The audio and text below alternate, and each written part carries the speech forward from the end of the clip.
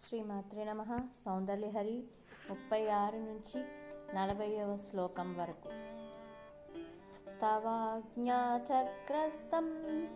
తపనససికోటిద్యుతిధరం పరం శంభుం వందే పరిమిళితపార్శ్వావం పరచితా యమారాధ్యానభక్త్యా రవిశసి శుచీనామవిషయే నిరాలోకే లోకే నివసతి హి భూలోకభువనే విశుద్ధౌ తే శుద్ధస్ఫటికకవిసదం వ్యామజనకం శివం సేవే దేవీమపి శివసమానవ్యవసితాం యయోకాంత్యాయాంత్యః శశికిరణసారూప్య సరణేః విదుంతాం దంతర్తా విలసితచకోరేవ జగతి సమున్మాలాచర్విక్త్వకమలమకరంदैकरसिकं భజహం సద్వంద్వం కమపి మహతాం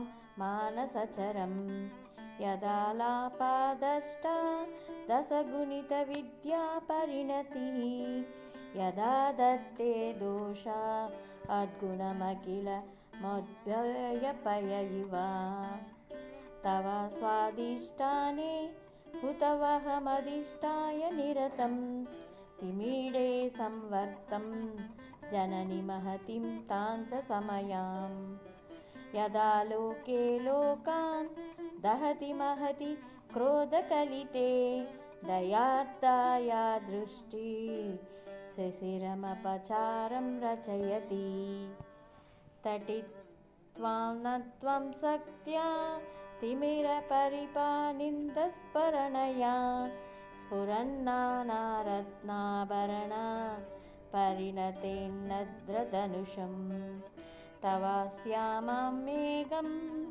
కమపి మణిపూరైకశరణం నిషేవే వర్షంతం హరిమిహరితం త్రిభువనం.